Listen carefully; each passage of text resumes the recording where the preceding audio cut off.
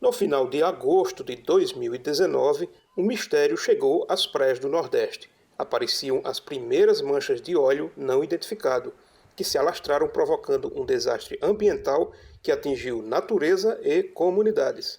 Hipóteses foram levantadas, mas até hoje, quase 2 anos depois, não foi apontada uma causa exata.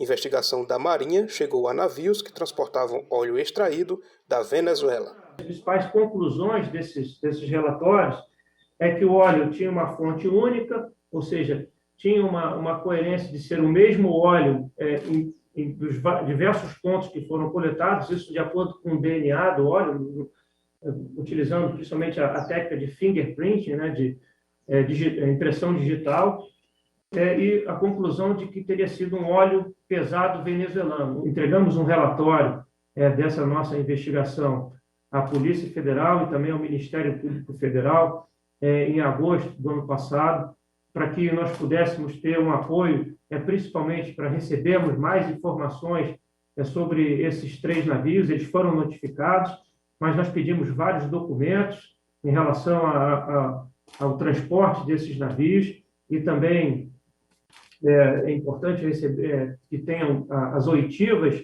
de tripulantes desses navios, para que a gente tenha um prosseguimento na elucidação do que realmente teria acontecido, por que o navio teria efetivamente realizado esse descarte de uma grande quantidade de óleo. Pela legislação brasileira, o IBAMA, a Marinha, os órgãos estaduais deveriam ter sido comunicados dessa situação. Por essa omissão do poluidor, então chegamos a esse contexto em que não se sabe a origem, até hoje não se sabe, né? Embora haja indícios, como já foi colocado aí nas falas anteriores.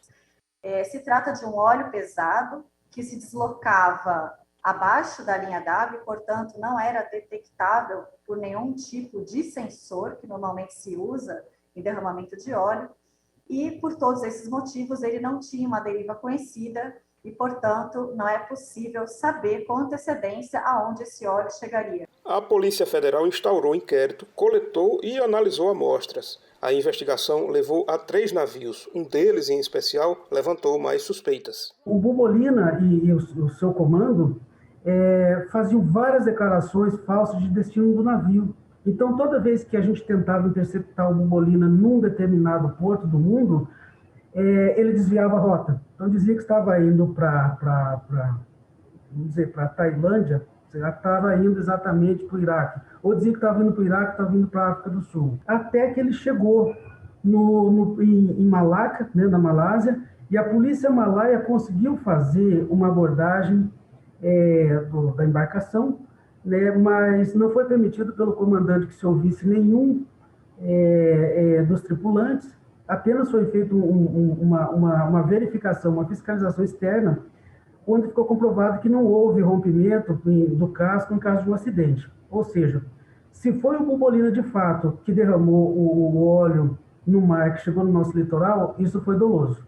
Não foi resultado de um acidente que tivesse ocorrido na trajetória que ele fez da Venezuela até a Malásia. Quando esse navio, o Bubolina, chegou em Singapura e descarregou, foi coletada uma amostra desse óleo. Então, esse item ele é fundamental para que nós protejamos com o material que foi encontrado e analisado aqui no litoral brasileiro, com aquele material que foi recolhido em Singapura. Mas ainda estamos sem resposta.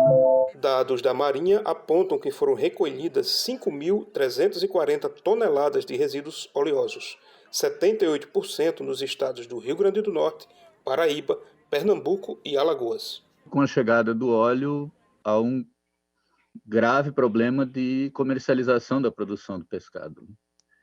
Tem já informações levantadas pela Universidade Federal do Pernambuco que em algumas situações passou de 70% a redução da comercialização do pescado. Então isso é extremamente grave porque traz problemas para todas as comunidades ao longo dessa área. Mesmo em áreas que não foram atingidas diretamente pelo petróleo, houve problemas. Aqui no Piauí, as marisqueiras que pescam, principalmente na Ilha Grande, pescam em área do Rio Parnaíba, que não foi atingido diretamente pelo petróleo, tiveram contratos de venda de pescado e de marisco cancelados.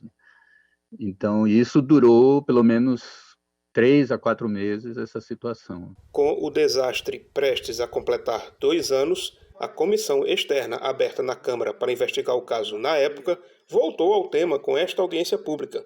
Uma CPI tratou do derramamento de óleo. A própria CPI acabou não resultando em nada, né? Assim, no sentido de levar a fundo e apurar, entendeu? O que é que foi desmontado do ponto de vista daquilo que podia se acionar de forma emergencial e também o próprio processo de apuração. O Estado brasileiro ele precisa assumir a responsabilidade pelo que aconteceu. Não interessa para nós que não tenham descoberto qual é a empresa que derramou o petróleo. Não interessa para nós que isso demonstre uma incapacidade, né, governamental de descobrir isso. Nós vivemos no país que é alardeado como que tem a melhor tecnologia do mundo para exploração de petróleo em águas profundas. Então, para nós, ou houve omissão em não querer fazer, em deixar acontecer, ou então nós fomos incompetentes, o Brasil foi incompetente, o Estado brasileiro e seu governo foi incompetente de descobrir quem de fato fez isso.